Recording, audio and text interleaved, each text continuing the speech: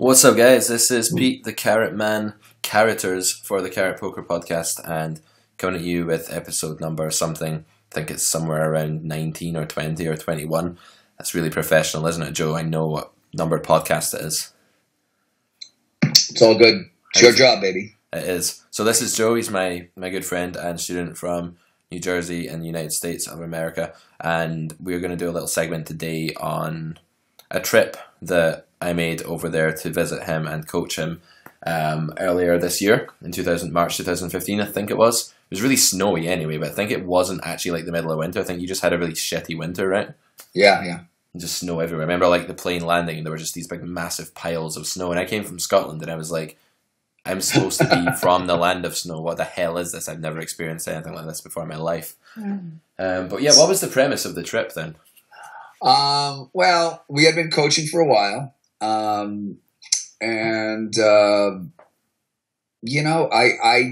It's just my personality that I like to delve full bore into everything. And so we were coaching, we got on well on our coaching sessions. But besides playing online, I also play live. So I got this idea, hey, let me ask Peter if I fly him over, does he want to come and hang out for, a few weeks? And he'll coach me here, we'll play live, and sort of make a little vacation of it. I took a few days off work, and so we went back and forth with it. You seemed to think it was cool. You'd never been here before. Yeah, well, the thing about Scottish, you've never been to New Jersey before. You've never been to the States. I forgot. No, I've been to Vegas and stuff like that. I've been a poker player in California, Exactly. But yeah, I've never been to like the New York side of things. But if you ever offer a Scottish person a free vacation, they're just never going to say no. It's like we don't look a gift horse in the mouth, and we assume that everywhere else is warmer than Scotland, even though that turned out not to be the case. Well, you were wrong about that. I was wrong about that, absolutely. But yeah, lesson learned. Next time you'll have to come over here unless it's like a more favourable time of year. So yeah, like it was good. Like we played a lot of poker. We did coaching the whole time. I mean, the premise was that it wasn't just that Joe was going to fly me over for free just because he liked me. I was also going to, every day was a continuous stream of coaching, right? So how did you feel it was different just having me there in the car like for 3-hour drives and stuff, talking poker the whole time, just in a more laid back pace, more relaxed than just like one intense online hour? How did you feel the difference was there in terms of learning? For me, it was really awesome. I mean, you're a decent guy. Thanks, man. So we got along well from the get go. So you never know when you meet someone in person, but we got on pretty well right from the get go. So I knew it was going to be pretty easy that way. A lot of people, in the poker world talk about, talk with your friends about hands and this and that. And you can do that on forums these days. But I've never had, none of my good friends or close friends are seriously into poker. So I don't have anybody that I know personally live that I can talk hands with, hang out with, have a beer. What did you do in this spot? What did you do in that spot? And it is different to do that with a live human than it is to write into, a forum. Right. Forum's good, but I've never had the opportunity to do that before. And that was really good. So I really loved it that, we didn't do it 24/7, but we'd hang out, we'd have a beer, we'd have lunch, we'd say, hey, this guy did that in that situation, and would you do this again? So for me, it was just awesome. It was really good to be able to talk hands live with somebody who knew what the hell they're talking about. So, I don't have to question whether the advice I was getting from you was right. So that's also a benefit because, I'm flying over who I think is the best online coach in the world. So I don't have to, question, but, if it's a buddy of mine, I could be thinking, well, he's wrong in this spot. He doesn't know what the F he's talking about. With you, I'm going to assume that at least compared to my knowledge, every time you're giving me the right answer, or at least a higher concentration answer. Let's put it that way. Yeah, I mean, I wouldn't claim to ever give anyone the right answer 100% of the time. But I would say that obviously there'd be a substantially, enormously, exponentially higher rate of accuracy than if you were just speaking to a buddy that you grind with that's one of your peers, so to speak. I don't know about being the best coach in the world. Maybe but I'd certainly take that as an awesome compliment. So thank you. But that's what I aspire to be, certainly. Anyway, so we had like a really awesome time going around learning poker. I was going to add that it's much like when you learn a language. Like when I was over in Italy trying to learn Italian, you don't learn lots at once. You don't just sit down for 4 hours and say, I'm going to learn like 1,700 words today. It doesn't work that way. Like you pick it up slowly, little enough, and over time. And poker's like a language too. So a lot of the processes when you're learning poker are very similar to learning a language. You have to learn the rules of the logic, and that's kind of like your, I guess that's like your syntax and your grammar. And then you have to learn the actual vocabulary, which is all the things that you can learn once you've got that foundation. And to learn a language, it has to be little and often. So that's why I say to my students, let's not do 1 3-hour session every month. Let's do like 2 hours a week if we can, and just really get into the mode. And the students who do that do best. And I think our trip was an extension of that, where we just had all day, every day to sort of dip in and out of poker. And that's why I think you made a lot of progress when I was over there. Yeah, for sure. Anyway, so we played a bunch of poker over there as well. It wasn't all work and learning. It was also just having some fun and playing poker in between drinking sessions and things like that. So what about the different games we played? I remember there was a local casino called the Sands Casino just in Pennsylvania, not far from, it's like Bethlehem, Pennsylvania or something. I remember it had a religious name. Yeah, Bethlehem, Pennsylvania was a casino. And those games were soft. New casino, yeah. Very soft. Yeah, I remember getting there the first night that I flew in. I was about jet lagged, and you said, are you too jet lagged to go play poker? And I said, nah, let's go. And then I remember just winning like 3 enormous pots, like right off the bat or something, just because fish were just handing me a stack for no reason. And I was just like, wow, this is fun. If I hadn't lost a bunch of money at the craps table, was that the same night you got in, or did we go to the police game that first night, or was it the same night? No, the police game was a few nights later. That was when we like hit the bars, got pretty drunk, and then like rolled into this random game in the back room of some pub or bar or somewhere. Yeah, and it was in New York, I think. It was in.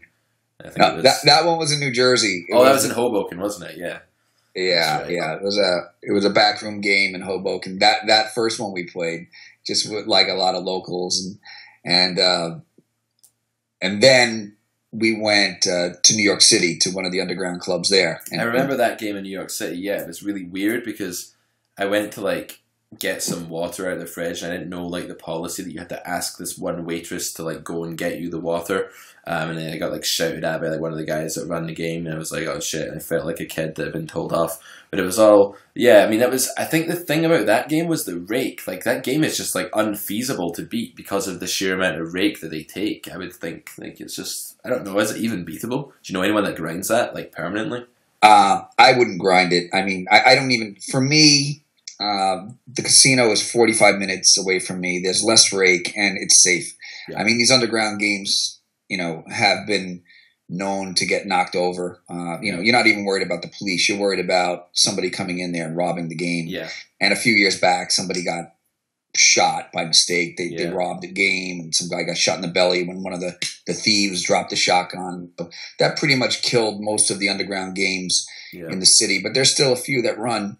We really just went there. I wanted you to experience it. It's not a game that I would go and play with any sort of regularity. I just wanted you to see what an underground game in the city. We both actually wound up winning that night, right? We did, yeah.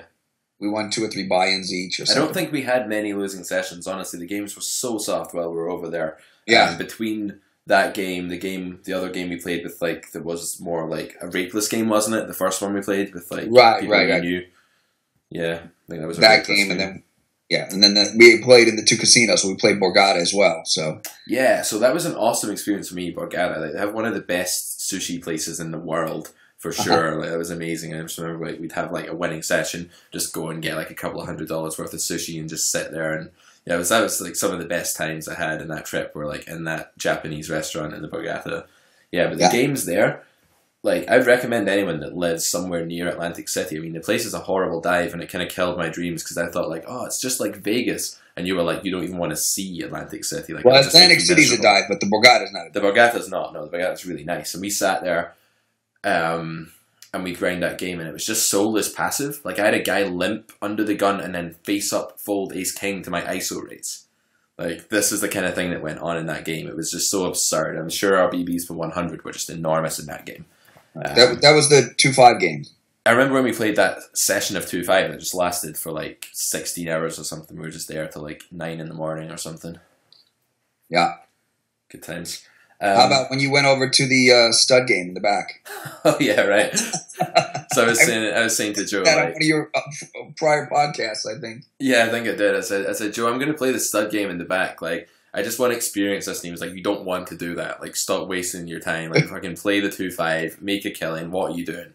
And I was like, no, I want to experience it while I'm here. And I went over, and it was like, there was like almost dust all over the table. That's how like stale the game was. Oh, God. And the average age of guys there was about 78. And one looks up and he's like, oh, fresh meat. And I'm like, okay, yeah, if you say so. So I'd been playing a bit of 8-game at the time, like grinding 8-game online, working on my mixed games just for something to do as a hobby. Yeah. What game was that? That was just 7-card stud, like 5-10 limit stud, basically. It was fine. No, it was bigger than 5-10 because it was in the private room in the back. So no, it was 5-10. It was just that it was in that room because they didn't want like aspiring gamblers to see the fermented staleness of that game. Like, they didn't want that to be in the front because it would literally just send people away to a different casino. Because it was like, it's sat there, hardly played a hand, and the old guys are just like, God damn, luck's been like this for 9 days. And they're just like folding. They're just sitting here like, this isn't even like poker. This is just some kind of horrible external reality, and I don't want to be a part of it anymore. Yeah. So I just left, went back to Nordic Hold'em, saw people limp fold ace king under the gun, and life was sweet. How did you do in that trip, Joe, while I was over there? Because I was coaching you at the table as well. A lot of people were like, what the hell's going on here? Because we'd be going into like deep poker chat about the hands, right? Right. Well, you weren't helping me during the hands, so, we didn't do any of that. No, of course not, no. Just to clarify. Yeah, good. Yeah. But, yeah, so we would comment after the hands, what we did and this and that. But I think my overall net for that trip, I had made like $4 or $5 grand, which certainly paid. Now, of course, there's variance. I mean, it wasn't because I was so great. I mean, I ran good, and I think and played good, but that certainly paid for your trip to fly you over and the whole thing. So not only did I get great lessons and got to meet a good friend, I wound up with some money in my pocket to boot after the whole thing. So for me, it was like a huge win. Well, it was a very positive thing for me as well. I mean, I was up a good few grand. As well, and if I hadn't been such a crapsaholic, I would have been up more. But I admit it, I have a bit of a soft spot for the craps table. I don't think I'd have done that if I wasn't winning, but because we were winning so much, and I was on a vacation, I was like, I'm going to play craps. I think I had like one session, I don't know if you remember, where I just rolled the dice. I just couldn't stop like rolling the point all the time. I rolled it like 10 times in a row or something and made a killing. And then after that, just ran terribly and lost all that money back, plus some of my poker winnings. So that was a bit of a bummer. I remember one night you drove me out to the sands and you had like family commitments, so you couldn't stay and play poker. And the wait list was like, I don't know, it was like 45 people long. And I was always on there as Carrot Man. So he'd go through the screen and he'd be like AC, JB, BL, Dan, Carrot Man to 1 2 no limit. And he'd go through the names. And I'd be like, yeah, and all the heads would turn like, Carrot Man? Like, who the fuck's this guy? Like, no one knows me in the live poker scene in Pennsylvania, unfortunately. So anyway, like, and that night, like, I eventually got on the waiting list and stuff, and it took forever. And I was like, okay, I'll play craps while I wait. I just lost like 5 or 6 buy-ins or something at craps, like while I was waiting. And I was like, I'm never going to make all that back in one night, even with this huge win rate. And I was just kind of like, man, why did I do that? So I guess that's like a lesson learned. Like, do as I say, not as I do. Just because like we can make good poker decisions on the table doesn't mean we won't do stupid stuff like randomly play craps. So yeah. You gotta have some. Hey, look at some of the best poker players in the world. They gotta have some degenerate gambler in their blood, like Ivy, right? Some of these guys that play at the highest level aren't. They've got gamble in them, right? So you have to. Ivy will throw down, and some of these other guys will too. So I mean, what was the story about Ivy on the plane or something? Was it you that was telling me that story? There was some YouTube video about him. They followed him around, Yeah, and he would just like get a private jet, go to a casino, drop like a few million, get back in the jet, go to another casino. It was just a ridiculous YouTube life. Ivy and then jet ride or something. That's the dream, right? That's the dream. Well, you basically see him balling it, going from one place to the next, and I just won 200 grand here. I won 200, Yeah. But my point is these big time players. Now, everyone used to think Ivey was the best in the world, and there's people that question that now, but that's neither here nor there. But the point is most of the best players in the world have to have some gamble in them. So the fact that you're going to go and roll the dice every now and then, I mean, I think that's part of just having gambling in your blood. I mean, great. I feel much better about that now, Joe. I'm going to go out and play some but you don't now. do it all the time, right? I'm joking, man. Vacation, so of course, yeah. No, I mean, there is actually, on a serious note, this podcast is not very serious, as you guys can tell. It's like a break between the lecture, the theory lessons of my book. But in seriousness, there is, for some people, a fine line between being a poker player, being tilted at poker, and actually gambling to try and recoup that, and then playing games where they don't have an edge. And you have to be very careful where you don't have an edge. Guys like Ivey can afford it, and they know that they don't have an edge at craps, but they do it because they can afford it, and they're degens. But if you can't afford it, and you're using your poker bankroll to do that, then that's where there's a big problem. So while we laugh and joke about it, I think you do have to be cautious if it's actually affecting your poker game and your poker bankroll, or your real life bankroll either. So yeah, do you have any memorable hands that you played over there you want to talk about? Well, do you remember? I remember a particular player. Do you remember Ben Franklin from? Oh my God, yeah. So let's talk about Ben Franklin. He's like your typical, like if you saw a guy with a HUD stats of like 11-4, right? Exactly. And you had to draw him, you would probably get $100 bill and just trace Benjamin Franklin, wouldn't you? That's probably what you'd do. And this guy was Franklin. Like, he looked exactly like him. And I don't even know if I knew who Ben Franklin was. I think you had to show me who he actually was for me to understand. But you kept saying, look, it's Ben Franklin. I was like, I don't know what that is. Is that like an actor or something? But then you brought out $100 bill and you just sat it on the table. And you just showed it to like the 3 or 4 people around us. And everyone just burst out laughing. And the funny part was that Franklin was in a hand at the time and was grumbling about, God damn, aces never hold up. Or whatever, and the whole table is literally just laughing at how much he looks like the guy on the $100 bill. It was brilliant. Yeah, that was awesome. That was fun. I remember a hand we played against each other actually, at the Borgata. The Borgata, yeah. I think I had that one, but you can go through it. You what?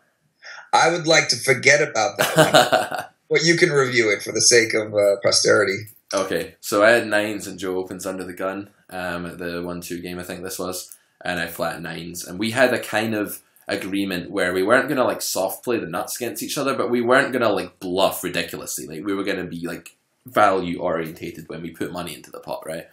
As you do with a friend, I suppose. You'd rather not try and run outrageous bluffs against each other. You don't want that variance against a friend. So I flat 9s and the flop comes like king 9-4, sorry, with 2 spades. So I flop a set, Joe bets and I raise as if to say, listen, friend, like, I flopped a set, you should go away now and just let me win this pot. And he says, nah, screw you, Carrot Man. This is my pot, I have top pair. So Joe calls my raise, and then the turn brings a flush draw for him, so he's got top pair and a flush draw, and it ends up going all in on the turn. And I think we said, like, winner of the pot buys dinner, so it was a bit of a disclaimer on the pot, and then my 9s held up, my set held up, and then I had to pay for dinner, which was a bit sad, but I guess you can't complain too much when you just won a big pot. So yeah, but we learned a lesson from that hand as well, didn't we? That there's no need sometimes, like, you might have a lot of equity, but it doesn't necessarily translate into you wanting to play the hand super aggressively. And we sort of said that you shouldn't shove turn because my range is super nutted. So against my range, you just want to call and try and realize your equity and your implied odds. I think the lesson was somewhere along those lines. So there was a serious educational point too. Yeah, I mean, some of it meant, I had more information playing against you because I know you weren't making a move against me. Right. So given that, I have to know that, I have a huge draw, but I'm still behind. And you don't have fold equity. Right. Right. Yeah. So I should have known there, or maybe just not shove, just call. And, exactly. And instead of losing $400 or $500, I lose $200, Yeah. But I didn't realize it at that time. I'm trying to say to you, listen, I have a big hand here. And you're saying the same thing to me, but obviously yours, we took our pants down and yours was bigger. So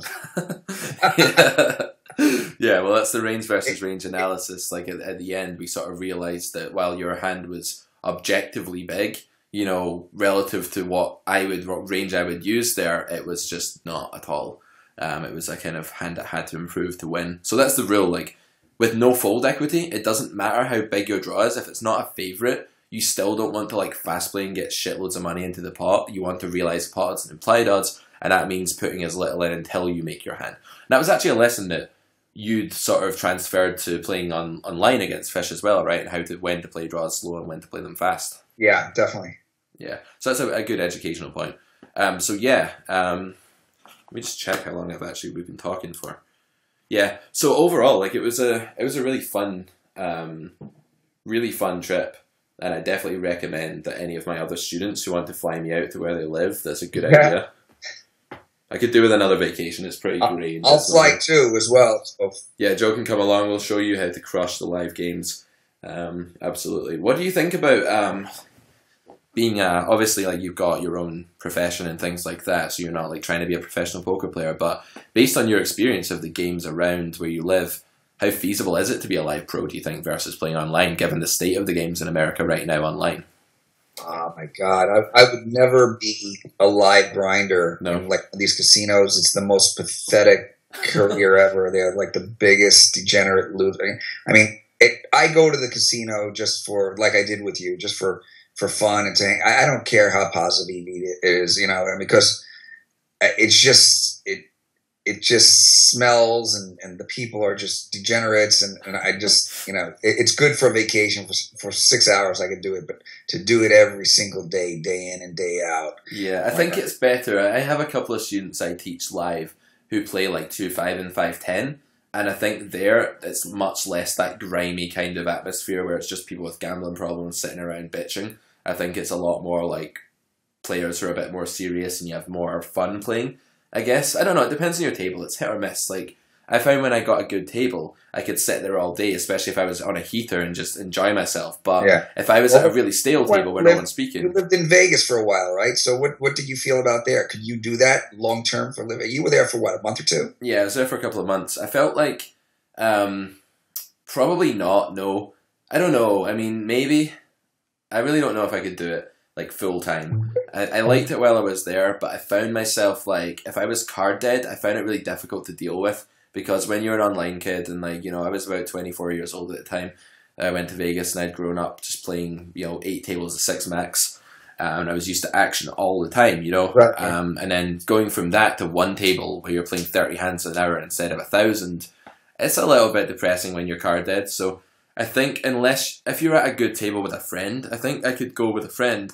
Like you and I would play. Oh, absolutely. That was the total opposite. We had a ball when we went. You know, we had fun. We'd wind up the table and we'd just like piss them off and stuff for fun if they were like tilted, or we'd have a laugh with them if they were friendly, and it was a good time. But if you go on your own, I found in Vegas, if I was playing, my sleep schedule was screwed up and I'd be playing sometimes at like 8 in the morning because I was just still playing from the night before, and then all the old crew would come down and just sit and moan at the table, and I'd just be so depressed instantly because of the company. I'm one of these people that my mood is very changeable based on who I'm around and their mood, and I find that quite infectious. So for me, I could only do it if I was at a good friendly table most of the time. I think I'd have to table select enjoyment wise and not just edge wise if I was going to be a live player. Right, and you know, it's a big difference if you have to do it for a living versus if you're just going for fun. I love going to the casino for fun. But if I had to be there 8-10 hours a day and just grind in the casino in that environment, I would grow to hate it within a few weeks. But that's different online. I can way sooner do it online because you're sitting at home. Yeah. I've got my dogs around. You've got stuff around. You're in your own environment. So grinding at home to make, whether it's your full living or to supplement your income, is definitely doable. And I could definitely see myself, you know, if my situation was different, if I didn't have a career, I can definitely enjoy. I can sit around and play a 4 or 5 hour session and totally enjoy it online. Yeah, that's a different animal altogether. Definitely, yeah. I mean, I agree. I would be an online. I mean, I've been an online pro before. I've never been a live pro, and I don't think I would be a live pro. I think it's just, no. Especially in this country, like you might think that, you know, the games in Atlantic City were depressing and full of degenerates, but in this country, I almost feel like it's worse. Like at least Atlantic City and the Borgata, you would get some serious players playing 2-5 and stuff. Like literally every poker player here seems to be like just a degenerate. And the thing that bothers me is it's like sitting in a really bad 2+2 thread full of awful players, all thinking they're great. That's what it sounds like, you know.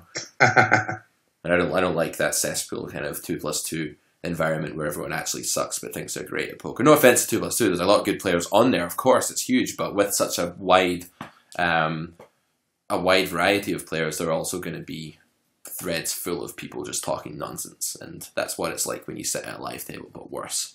So you have to keep your mouth shut. A lot of restraint there as a poker coach for me to sit there and just agree with them that, you know, their weird, wacky reason is actually logic and not just mindless superstition. So yeah.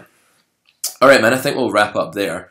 It was an awesome trip anyway, and like I say, definitely recommend that if anyone's listening to this and wants to fly me to where they are, where we can do the same, then we should, because I could make a living, you know, just doing trips around the world to coach people. That would be the dream, but we'll see. Thanks for coming on the show, man. Thank you for helping me share that awesome experience with the community. All right, Peter, man. We'll get you back on. We'll get you back on soon for another segment. I think we can definitely work that out. As for the rest of you guys listening, I'll be back with episode 3 next week on the Carrot Poker podcast of my series where I'm going through a kind of synopsis, if you like, of my book, The Grinder's Manual, which I expect to be out in January. Just going through chapter by chapter, telling you guys what to expect and giving you a flavour for what it's going to be like in preparation for the launch of the book.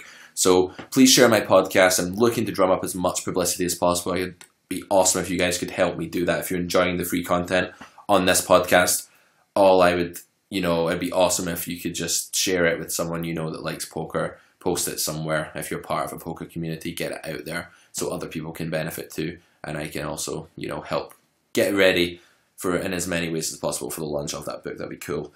You can get in touch with me by checking my website, carrotcorner.com, or emailing me, admin@carrotcorner.com. If you're interested in coaching, you've got advice for me for podcast content, or you want to give feedback, or whatever it is, or you just want to get in touch and ask a question, I'll get back to you guys for sure. So, see you on the next podcast, and good luck at the tables. And yeah, bye for now, guys.